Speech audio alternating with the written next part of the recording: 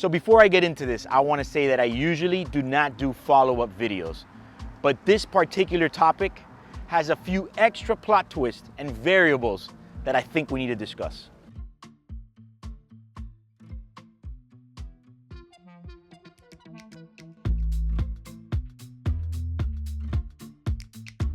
So the first thing is going to be, how about that Panda for $62,000? I mean, but 62,000 euros, which comes out to be higher than that in American dollars, but how about that? You know, here I was thinking that maybe they would be selling these certified pre-owned Rolexes at current market pricing. But wow, 62,000 really took it to a whole nother level that I was not expecting. See, some of the things that I'm realizing while this is happening is that I don't think Rolex is really gonna have a control of what these ADs can sell the product for. Maybe what the AD is thinking is, well, you can buy one from Watch Eric, Roman Sharf, or any of these great companies that are out there. You could buy it at the secondhand market, or you could buy it pre-owned from us with the certified guarantee and all that. But is that really worth an extra $25,000 premium? I'm not sure. And another thing that's crazy is the polarizing difference between the 62,000 euro Panda Daytona on the display case and the ones that they have available there at retail. I mean, we're talking about such a huge difference. I'm not quite sure if that's something that is gonna long-term work. I think at some point they're gonna have to adjust the prices, because I don't see somebody really going and buying a certified pre-owned Panda at 62,000 euros. I just don't see it. I don't see it. I didn't see it in February. I don't think I'm gonna see it now. But one of the main things that I'm realizing right now, after the last video, I was talking with one of my clients. I feel like right now the ADs are gonna enter the buyer's market. Not so much Rolex. I don't think it's so much Rolex that's gonna tap into the secondary market. I feel like it's mostly the ADs that are gonna be able to get in there and start buying and officially selling these secondhand watches, which leads me to another point. They're gonna have to buy a significant amount of watches because they're gonna need to, one, stock the shelves, but they're also gonna have to send these pieces out to Rolex, which is gonna take who knows how much time. So between the watches that they need to have on display and the watches that gotta go back to Rolex to be redone and sent back, which can take forever, we know how that goes, I feel like there's also gonna be a bit of a drop of supply when all of these ADs really start digging in and start buying pieces. They're gonna need pieces, they're gonna have to send them out. So it's not like they can just buy 10 pieces, slap a card and a tag on them and put them for sale. They're gonna have to wait some time. So they're gonna need to buy 3 to 4 times that amount to be able to have them constantly coming back in to fill the shelves. So the question will be then, what will that do to the market? Will it cause a bit of a scarcity of pieces around? I don't know. It's something to really ask. A lot of you guys have been saying in the comments that, well, what about Rolex's $1 billion facility? I mean, what about it?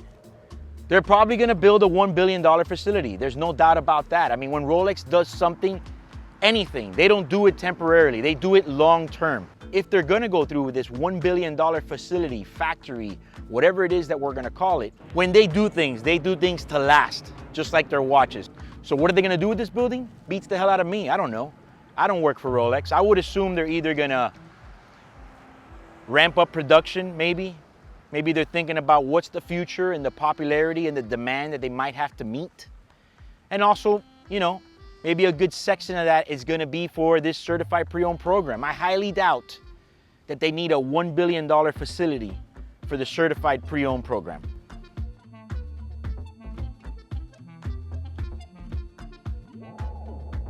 Pretty much what I'm seeing, it's not so much that Rolex is entering so much into the pre-owned market. I mean, obviously, they always take something out of it.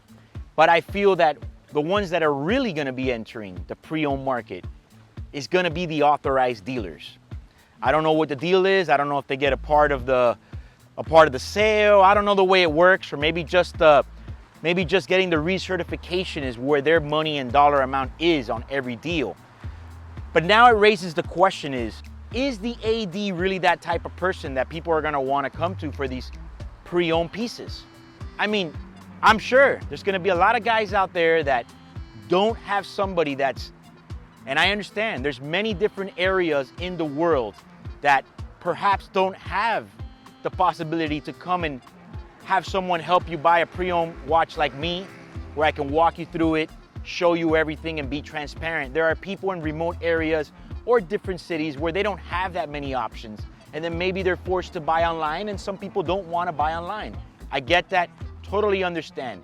And then there's the people that, you know, cry when their socks get wet, or, you know, have to sleep with their blankie every night, you know, and they have to have the certified pre-owned so that for whatever reason they don't have any nightmares while they're sleeping. And I respect those guys too. It is what it is. Everybody is different. What we will have to see is how the ADs will adapt to the market with the pricing. Because $62,000 for a Panda, I think right out the gate, is just not gonna do it, in my personal opinion. Which then I also have to ask, do they all want that AD experience? I mean, the AD experience can be great when you're going over there and you're buying a watch at retail and you feel all warm and fuzzy inside because you know it's worth more. But is that really the experience that everybody wants? I know many people obviously do, but do you want to really always buy a watch off of somebody that works at these ADs?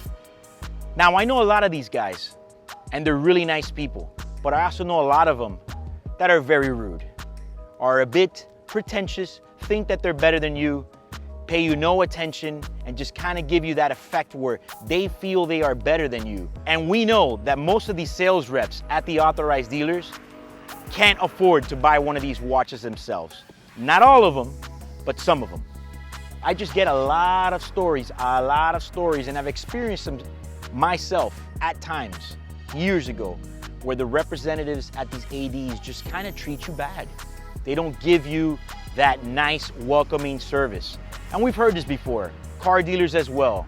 You always hear about the guy that walks in ready to buy that Ferrari in shorts and a pair of sandals, and they kind of just disregard him.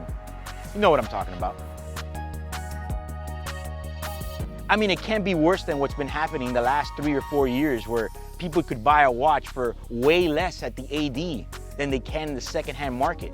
That didn't stop anything else from happening in the secondhand market or flourishing. I think at the end of the day, it's like I said, the ADs are the ones that are gonna profit the most out of this because they are the ones that are now gonna be allowed to sell secondhand. Now, so when it comes to all the guys saying that secondhand dealers are gonna be gone, that we are out of the picture, all that, I don't understand what's all the emotions about. Again, I mean, if you cry when your socks get wet or you need your blankie to sleep, I respect that, but that ain't my fault. Half of you guys sometimes that maybe have this boiled up emotions aren't really buying anything anyways.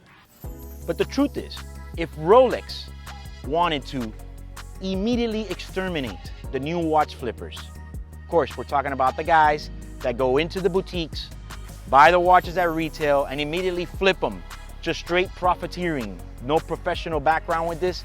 All they had to do was ramp up supply and start pumping out pieces. That would be the ultimate thing that would end this. Right now, like that. They'd get that Thanos snap right there and end the watch flipper right there. If all of a sudden anybody could just walk in and buy a Panda at retail. But that will never happen, because the reality is that whether they want to admit it or not, the brands like this. They like this allure that the watch is worth more money. That, oh my God, Rolex is such a good investment, or a Nautilus, you buy it and it doubles and triples in retail. That's what keeps the market going. Because I tell you what, if you bought all these watches at retail and you lost 35 to 45%, you'd end up like Hublot. And they don't want to be there. So comment below what you think about this whole thing and about the prices. And if you like this video, like and share it. Also, subscribe to my YouTube channel.